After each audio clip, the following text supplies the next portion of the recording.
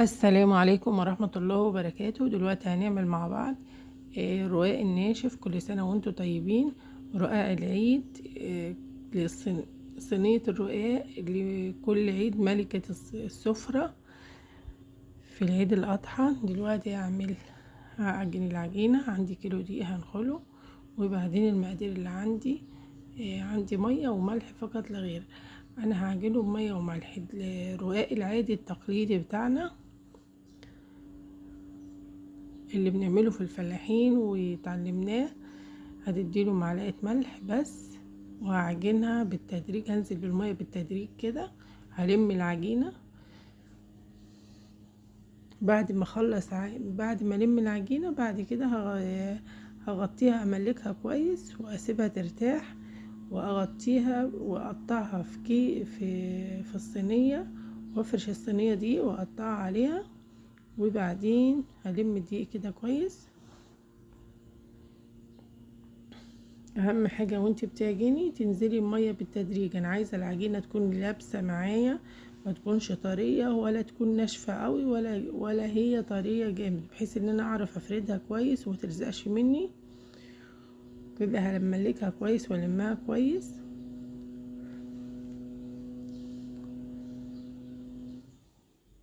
وهسيبها، هغطيها واسيبها. بعد ما المها هقطعها واغطيها واسيبها حوالي نص ساعة بس ترتاح، والعجينة تكون ناعمة معايا. اقعد املك فيها كده لغاية ما تعمل عرق معايا، بحيث اعرف افردها. كده خلاص قربت تلم معايا. لو هي محتاجة معاكي دقيق بتديها شوية دقيق، بس انت بتنزلي بالمية بالتدريج بحيث ان انت تعرفي تعجنيها كويس. ما تبقاش طرية جامد ولا تكون ناشفة جامد.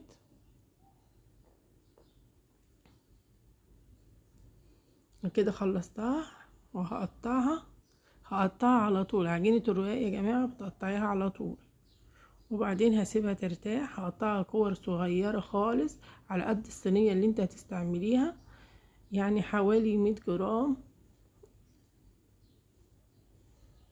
لو عندك ميزان بتوزني، لو ما عندكيش بتبقى كده بالتقدير كده. بحيث ان هي تكون على قد الصينية. انا هسويه معاكم على الصينية على البوتاجاز، وهسوي كمان في الفرن. كده خلصت التقطيع. فرشت الطبق كله دقيق، وبعدين قطعته عليها وهسيبها ترتاح حوالي نص ساعة، والعجينة بتكون معاكي ناعمة خالص. اهم حاجة تغطيها علشان ما تنشفش معاكي وتفضل ناعمة. بصي كده خلصت.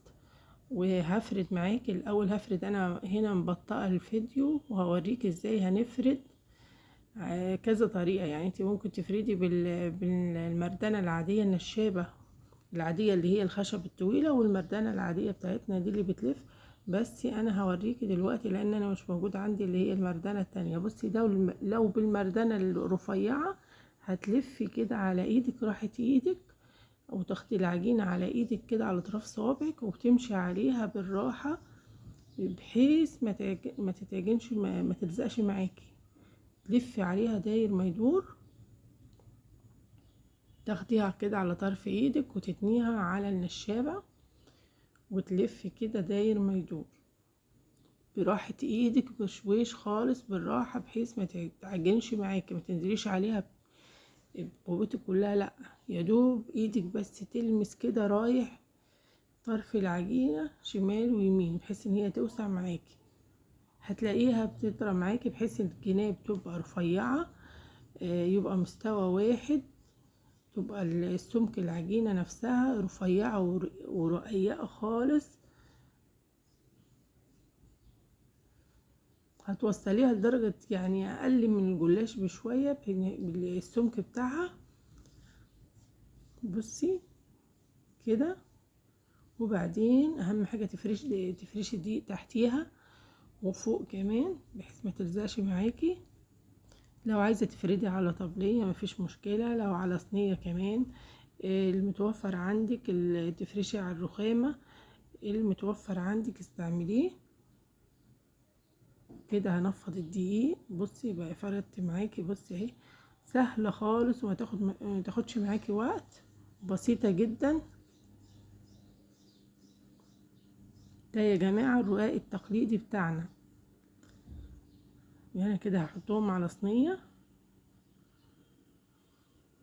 وتفرشي فوقيها دقيق، بحيث ان انت تحطي طبقة فوق التانية. لو انت هتسوي على طول تفرشي على الصينية اللي انت حطاها على البوتاجاز، او هتحطي او تسوي في الفرن. هعمل معاكي التانية كمان.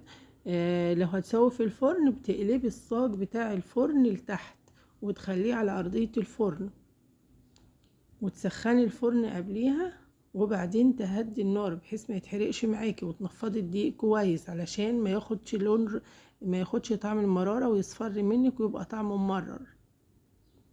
بصي كده تاخدي على راحة ايدك تاني وتلفي كده، تاخدي بشويش خالص بالراحة خالص كده على راحة ايدك، ما تنزليش بتقل ايدك جامد، بالراحة خالص كده، ملمس ايدك كده رايح جاي، وتفرديها من الاطراف. اهم حاجة من الاطراف، لان لو الطرف كان تخين هتيجي تسويها يبقى معضم معاكي وما يستويش معاكي، ويبقى طعمه معضم وناشف جامد.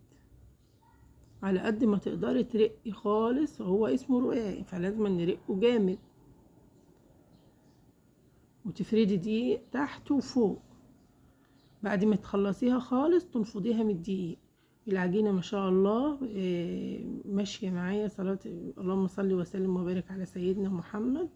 كل سنة وانتم طيبين، وما تنسيش اللايك والشير وسبسكرايب اول مرة تشوفينا. مطبخ شيزان تاج الدين كده. بصي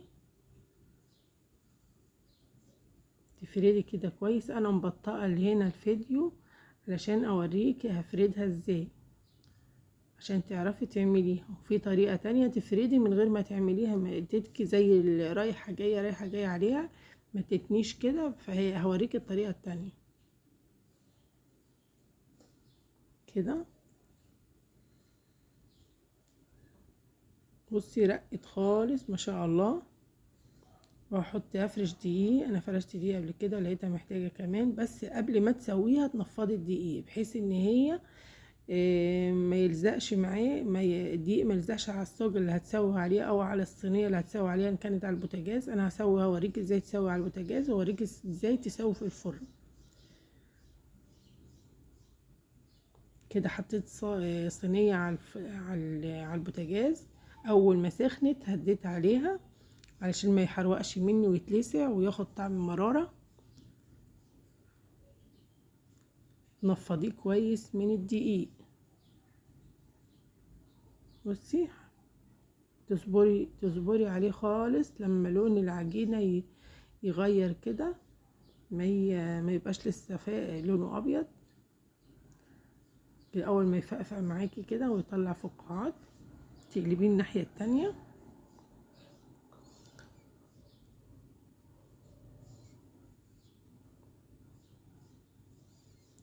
بصي بقى لونه جميل ازاي ما شاء الله. انا هوريك. انا سويت على البوتاجاز وسويت فوق البوتاجاز على الصاج، وسويت تحت في الفرن. والفرن جميل جدا. لو انت قلبتي لما تقلبي الصاج، او لو عندك الفرن العادي اللي هو بتاع الفلاحين الخباز العادي المتوفر عندك استعمليه. فعندنا كذا طريقة يعني ما تقفش الحمد لله. تعملي حاجتك في البيت نظيفة كده.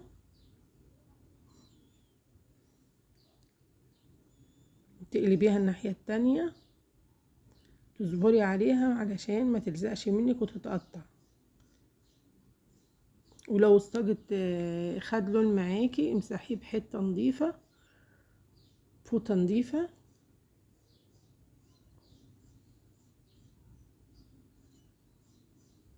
عشان الرقاق ما يمررش معاكي، الدقيق ما يمررش معاكي. اهم حاجه تنفضيه من الدقيق كده بالراحه كده. وبعدين تخلي بعد ما الصينيه تسخن تهدي عليها النار بحيث ما يتلسوعش منك وما يمررش معاكي. سهلة، طريقة سهلة جدا، وعمايل الرقاق طريقة سهلة جدا، وفي نفس الوقت حاجة نظيفة في البيت ومضمونة، وبسم الله ما شاء الله الكيلو بيقطع معاكي كمية حلوة. وكل سنة وانتوا طيبين.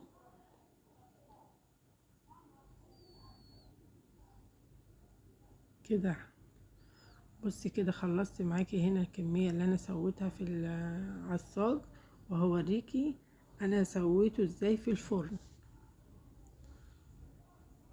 هكمل معاكي الباقي واسويه.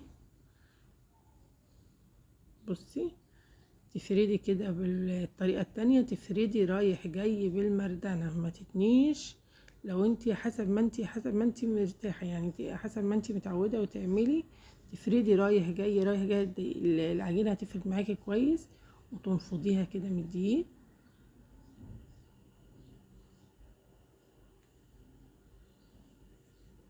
وفي اللي هي البكرة بدل النشابة، في اللي هي البكرة العادية اللي بالفرادة التانية، البكرة العادية اللي بيفردوا بيها. في النشابة التانية الرفيعة اللي هي القديمة خالص، وجميلة جدا.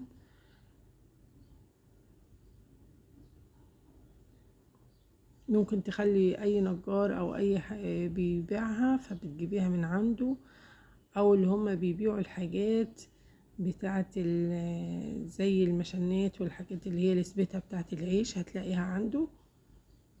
فهي كل حاجة متوفرة الحمد لله، يعني ابسط حاجة والموجود هنستعمله. ما نعقدش نفسينا كده. تفرديها، تنضفي، تنفضي الدقيق. يا رب النول اعجابكم. بصي ده انا بسوي في الفرن ورايا على طول.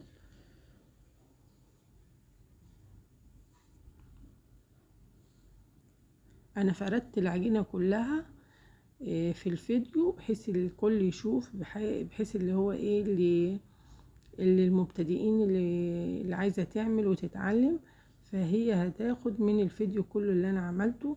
ما عملتش اتنين بس وسويت الباقي، لا انا عملت العجينة كلها بحيث الكل يستفيد منه. تفردي كده، تفردي رايح جاي. هنا ما لفتش على المردنة. انا بوريك الطريقة التانية. بصي رفيعة، بصي ما شاء الله رقيق خالص. وده هنا في الفرن، انا عندي الفرن ضلمه معلش، انا حطيته على الصاج بوريك انا بسوي ازاي. اول ما يقب معايا كده تقلبيه على الناحيه التانية وتهدي عليه الفرن، لان هو ما باخدش دقيقتين، يعني الرقيق ما تاخدش 3 دقايق او دقيقتين في الفرن.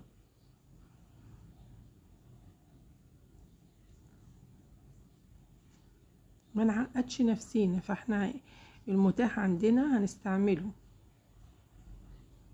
هنا سرعت الفيديو، لان انا لو شغلت الفيديو كله بطيء فانت هتقعدي بقى طول النهار قدامه. فانا سرعت الفيديو بحيث ان انت ايه، وريتك الاول في البداية بطيء. بصي كده اهي رفيع خالص، وتنفضيها من الدقيق. انا بسوي على طول معايا في الفرن. واول مرة تشوفينا لايك وشير وسبسكرايب في مطبخ شيزان تاج الدين، ويا رب نول اعجابكم. وكده خلصت الكمية، واحلى رقاق في العيد، في عيد الاضحى، وكل سنة وانت طيب. بصي هش وجميل ازاي ولونه، وبسم الله ما شاء الله. حاجة جميلة جدا. اللهم صل وسلم وبارك على سيدنا محمد. وكل سنة وانتم طيبين، والأمة الإسلامية بخير وصحة وسلامة، ويجمعنا إن شاء الله على عرفات. ما تنسوش تفعلوا الجرس علشان يوصلك كل جديد. وكل سنة وانتم طيبين. لايك وشير وسبسكرايب، ومع ألف سلامة، واشوفكم إن شاء الله في فيديو جديد في مطبخ شيزان تاج الدين. ويا رب النول اعجابكم، وان شاء الله تشوفوا ان شاء الله باذن الله طريقه عمل الرقاق باذن الله لما اعمله صينيه الرقاق ان شاء الله. كده خلصت. مع الف سلامه.